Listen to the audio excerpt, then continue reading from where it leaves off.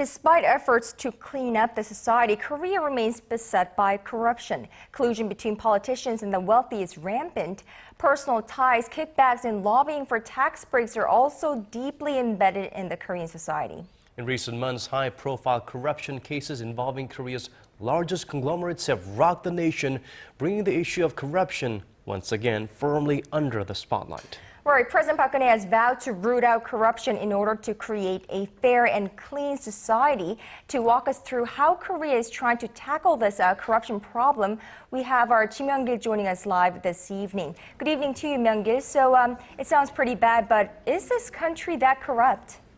Hello guys. Well, most people do agree that Korea needs to make a serious effort to tackle the problem. According to an international survey this year, Korea is the most corrupt developed country in Asia. This was based on a survey on 2,000 foreign businessmen living on the continent. Hong Kong-based firm Political and Economic Risk Consultancy ranked Korea the 10th most corrupt out of 17 countries in Asia. The corruption index was just shy of 7 this year, the worst in 10 years. Now, this is twice as corrupt as Singapore and worse than Malaysia and Thailand. Let's hear what Koreans think about corruption in Korea. Corruption in Korea is very serious. I think it will never go away in my lifetime. Korea should quickly enact an anti-corruption bill to eradicate corruption. Well, the most corrupt developed nation in Asia, what led us to earn this honor? What are some of the main causes, Myung-gil? Well, Daniel, experts say the main issue is collusion between government officials and Korea's big conglomerates. Since conglomerates exert a great deal of power over Korea's economy, tax evasion, embezzling slush funds, and asking for favors in exchange for bribes have become prevalent in Korean society. Also, light punishment for those convicted of corruption is a major contributing factor. If yourself or myself committed the same crime, we may have to end our life, the rest of our life in the prison. That's I'm certain. So the money talks too much.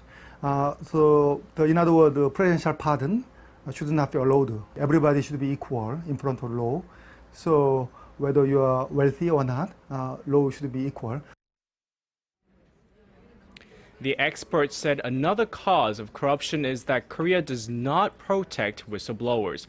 According to a survey by the non-governmental agency Transparency International Korea in June, 4 out of 10 young Koreans said they would not report corruption to the authorities out of skepticism of the law's effectiveness or for the fear of reprisal. 55% said they would report irregularities, 33% said it depends on each case, 8% said they would never report it. Of the respondents, only 4% said they had reported a case of corruption before. Now, Myung-gil, it's often said that corruption undermines economic development. Explain to us why that is the case.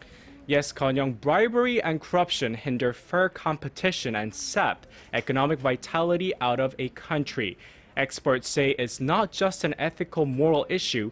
They say it's directly connected with the people's livelihoods. Nigeria is actually producing oil. So if government is not corrupted and people can share the fruits of oil industry, then the people's livelihood will be very affluent. But at the moment, only the few political elite share the fruits of oil wealth with the multinational. In other words, the bulk of the nation are suffering by the poverty because they cannot enjoy the wealth of oil.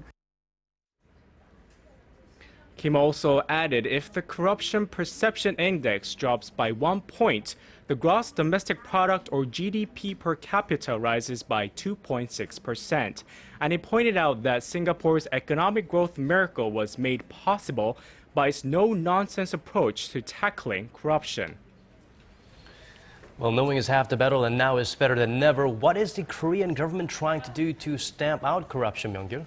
Well, Daniel, the cabinet last week approved Korea's first anti-corruption bill in order to strengthen punishment for government officials involved in irregularities as part of efforts to root out corruption in the public sector.